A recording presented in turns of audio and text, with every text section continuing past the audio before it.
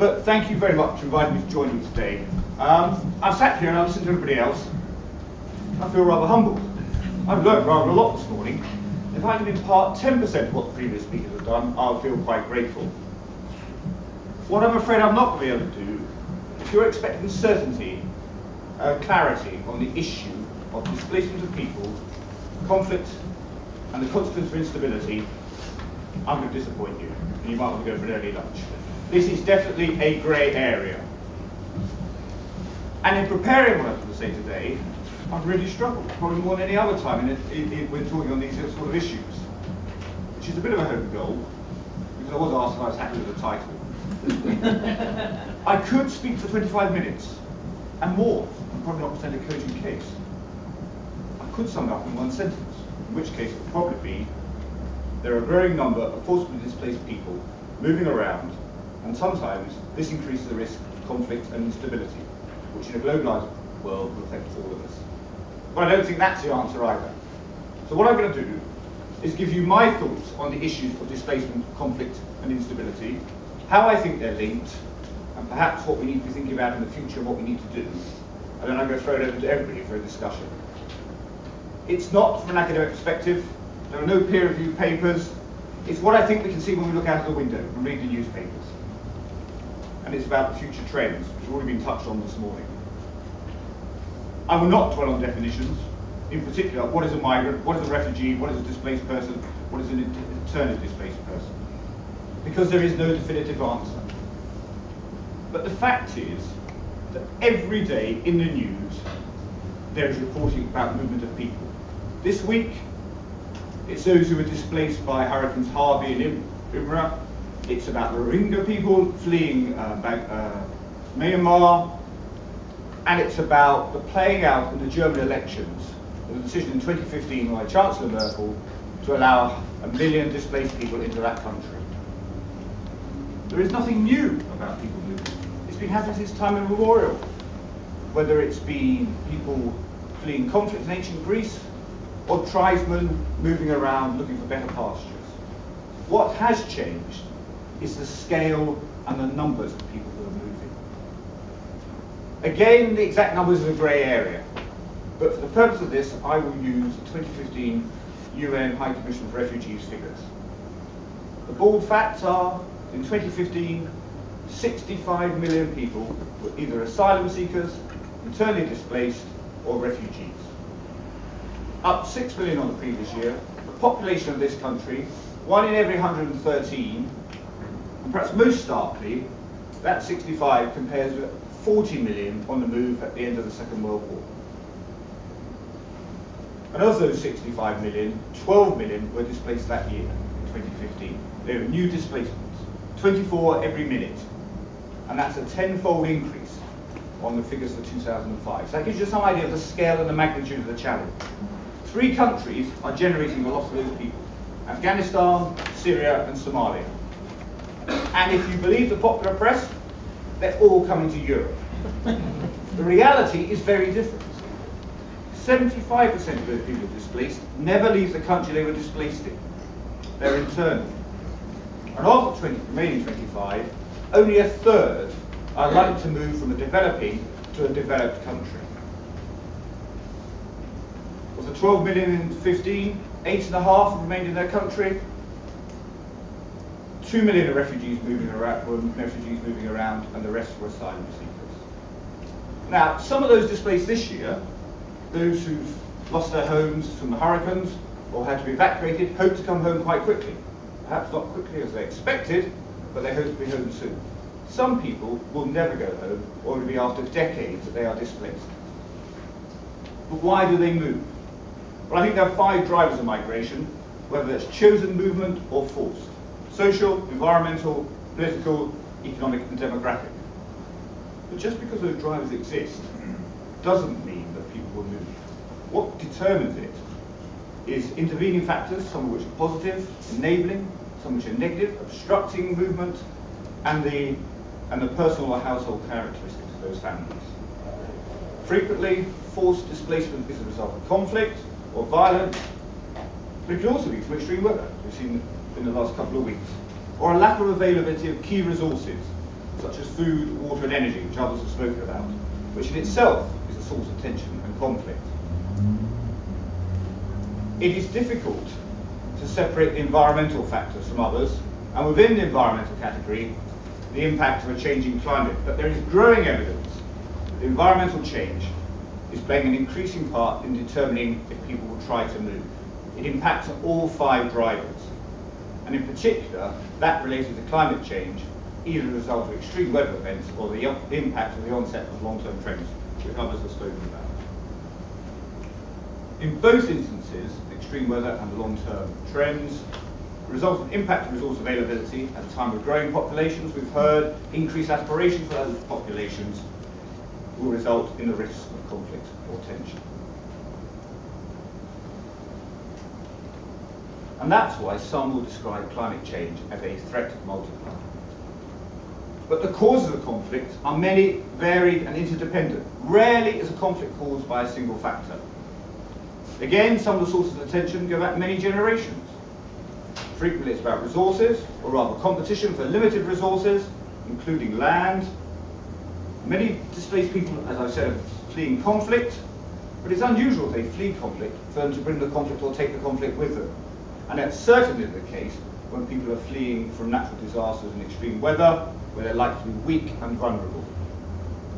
However, the very act of moving into another community, be it in your own country or across a national border, where resources are limited, can result in tension and increase the risk of conflict. We've talked about Syria today.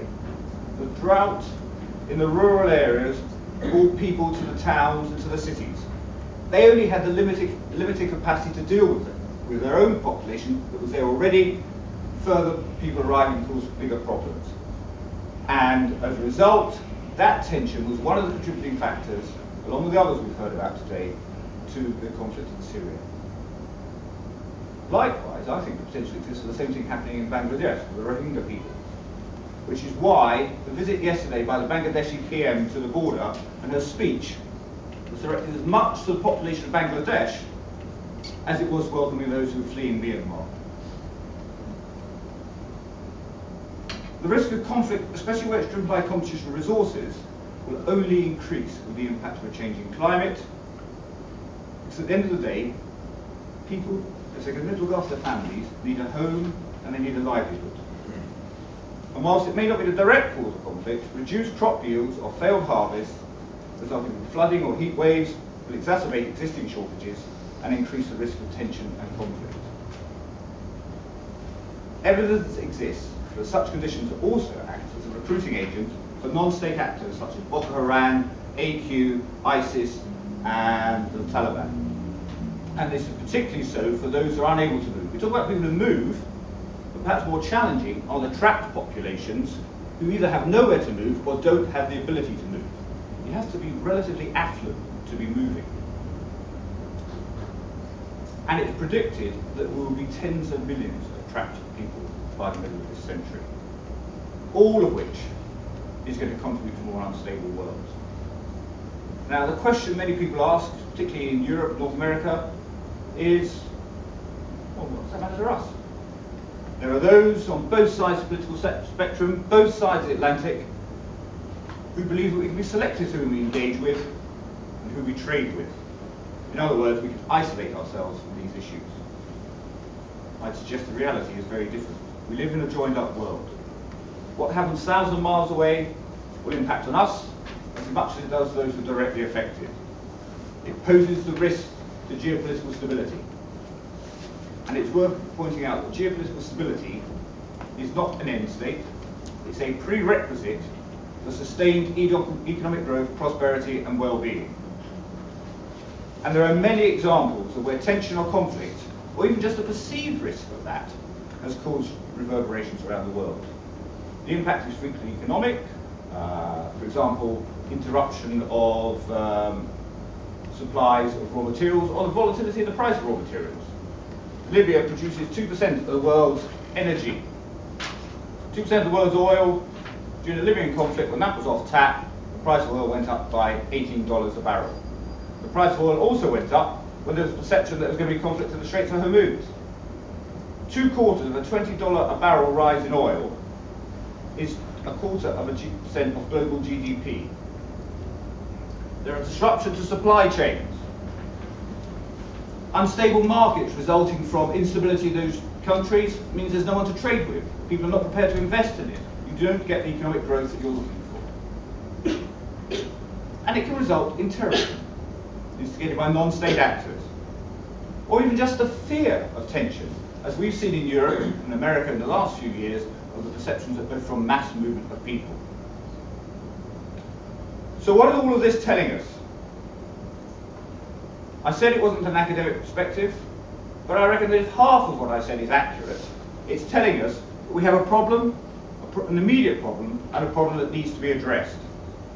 One that's likely to get greater with the growing impact of a changing climate. In trying to address the risks posed, it's important to be clear what needs to be done. We cannot, nor should we, try to stop the movement of all people. In many instances, it has positive benefits both for the recipient country and the individual. But we do need to work to reduce the numbers of those who are forced to move, whilst better managing conditions for those that still have to. Because it's the unplanned and the large-scale movement of populations that is the challenge. Planned or smaller movements are absorbable. We need more research into why people move, what the consequences are, why some countries, some communities are more resistant and can withstand the issues better than others. There needs to be a greater focus on conflict prevention. We focus on conflict resolution, but we also need to work on conflict prevention. That will involve building capacity and resilience in vulnerable countries. Developed nations are going to have to take greater responsibility for displaced people.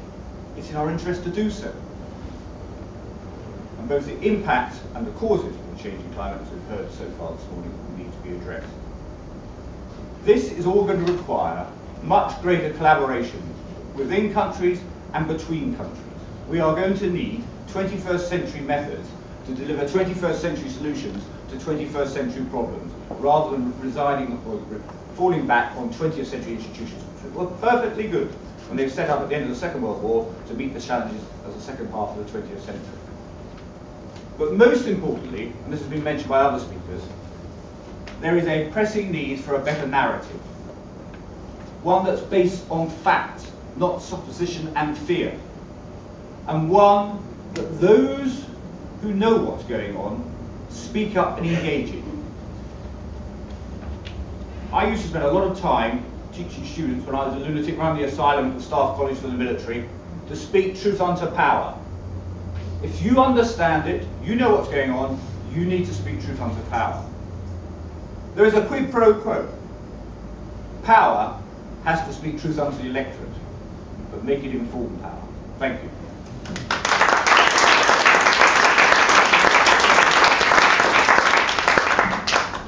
Great, thank you very much.